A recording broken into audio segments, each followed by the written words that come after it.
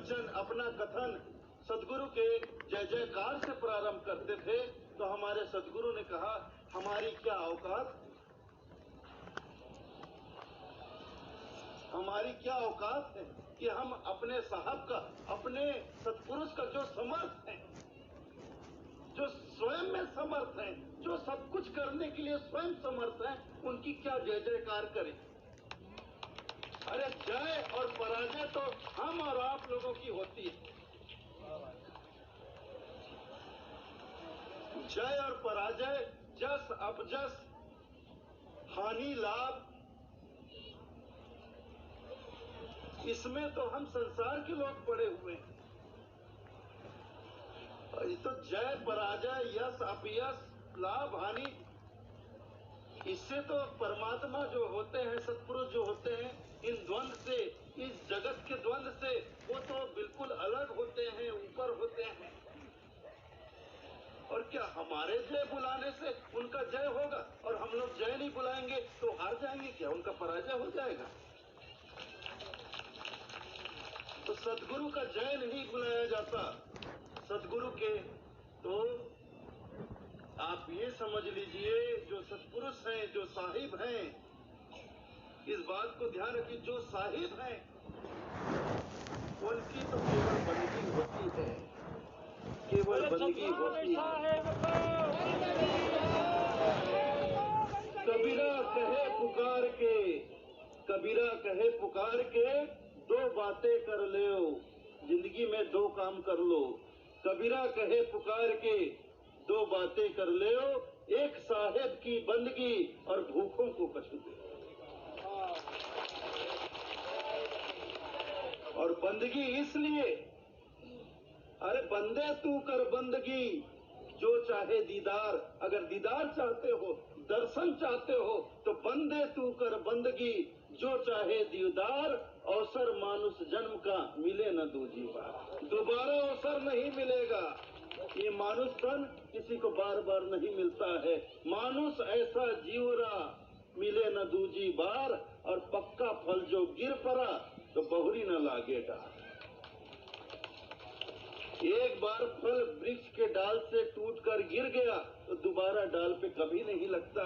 ऐसा यह मानव जीवन है जो मिले न दूजी बार, दोबारा नहीं मिलेगा। तो अपने इस मानव जीवन के महत्व को हमें समझना होगा। जब तक नहीं समझेंगे इस जीवन के महत्व को, हम अपने मानव जीवन का सदुपयोग नहीं कर पाएंगे। और जब तक इस जीवन का सदुपयोग नहीं करेंगे, हमारा यह जीवन कभी सार्थक नहीं हो सकता, कभी सफल नहीं हो सकता, कभी सफल नहीं हो सकता है। और हमारे बंदी छोर हमें आज्ञा देते हैं कि अपने जीवन को सफल बनाओ। जो उनके शरण में आ गया उसको भी आज्ञा देते हैं, जो उनके शरण में नहीं आया उनको भी सीख देते हैं। सकलो दुर्मति दूर कर, जीवन सफल बनाओ, काग गवन गति छोड़कर हंस गवन गति चले आओ। तो सकलो दुर्मति दूर कर जीवन सफल बनाओ। अपने जीवन से, अपने मन से तमाम दुर्गुणों को, तमाम विकारों को दूर करके अपने इस मानव जीवन को सफल बनाओ। तो अपने मानव जीवन को हम तभी सफल बनाएंगे जब इस जीवन के महत्व को हम समझेंगे। और जिस दिन अपने इस जीवन के महत्व को समझ गए, उस दिन हम बंधन में जुड़ जाएंगे। उस दिन हमारे जीवन में, उस दिन से, उस घड़ी से, उस पल से हमारे जीवन में रहेगा कुछ, तो सिर्फ बंदगी रहेगी, बंदगी रहेगी, बंदगी रहेगी। पल पल गुरु को बंदगी, श्री चरण नवाऊं से। ये पल जाए कर ले रे बंदगी, ये साहब का ही भजन है। साहब तुम्हारी बंदगी मैं भूलता नहीं, ये धनी धर्मदास जी साहब का बंदगी नहीं भूलता।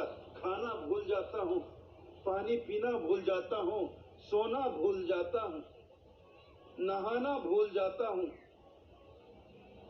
लेकिन साहब तुम्हारी बंदगी मैं भूलता नहीं।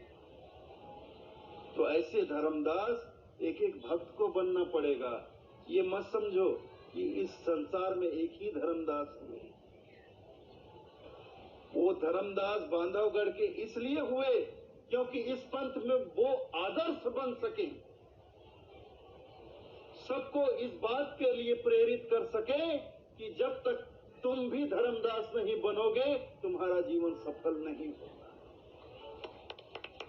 तो धनी धर्मदास जी साहब इस कबीर पंथ के आदर्श पुरुष हैं, हम सबके आदर्श हैं। उनके जैसा जीवन जब तक हमारा नहीं बनेगा कभी हमारा जीवन सफल नहीं हो सकता। तो साहब तुम्हारी बंदगी मैं भूलता नहीं, बंदगी करते चलो। बंदनीय सतगुरु हमेशा श्वास श्वास में बंधन करें। तो हमें बंधन करना है। जय से क्या, जय पराजय में हमारे सदगुरु थोड़ी पड़े हैं कि जय नहीं बुलाएंगे, हम सपोर्ट नहीं करेंगे तो हमारे सदगुरु कबड्डी हार जाएंगे। ये जय पराजय तो हम साधारण तुच्छ लोगों के लिए है, सतपुरुष के लिए नहीं है। सतपुरुष के लिए सिर्फ बंदगी है। इसलिए मन से, वचन से, कर्म से, पूरे अंतरात्मा से, हृदय से और इस तरह से इस नाद से, जैसे सिंह नाद होता है, सिंह का जब नाद होता है, सिंह जब जंगल में दहाड़ता तो उसके दहाड़ के सामने जंगल में तो हजारों तरह के पशु पक्षी होते हैं, सबकी आवाज दब जाती है, केवल अकेला उसी का स्वर सुनाई पड़ता है। तो बंदगी हो तो इस तरह से हो। अभी 3 बार मेरे साथ आप लोग हमारे सतपुरुष की बंदगी बोलेंगे और आवाज ऐसी हो पूरा ब्रह्मांड गूंज जाए। बोलिए सतगुरु कबीर साहब के पावन चरण कमल वही जय। कभी नहीं सुधर सकते, दाग जो लागे नील का नौ मन साबुन धो, लाख जतन पर मोदिए पर कागना।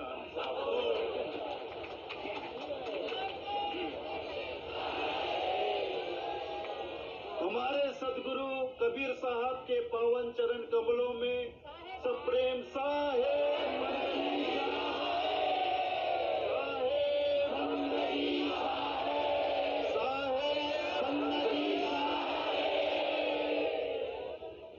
पावन स्थल पर यहाँ पधारे साहब के तमाम हंस जन और साहब के प्यारे संत जन और कड़िहार जन, विशेषकर संत जन जो पधारे हैं, उनके चरणों में मैं प्रार्थना करता हूँ कि इस पंथ की सेवा के लिए जो धनी धर्मदास जी साहब की परंपरा में नया फूल खिला है, 16वां वंश पधारा है, आप उसे हृदय से बहुत बहुत आशीर्वाद प्रदान करें और हमेशा उन पर अपनी कृपा दृष्टि बनाए रखें और उनसे जो भी भूल चूक हो उसे क्षमा करते हुए उन्हें पंथ की सेवा के लिए हमेशा प्रेरित करते रहें। यहीं पधारे हुए सभी संतों के चरण कमलों में मेरी सादर विनती है। साहेब बंदगी।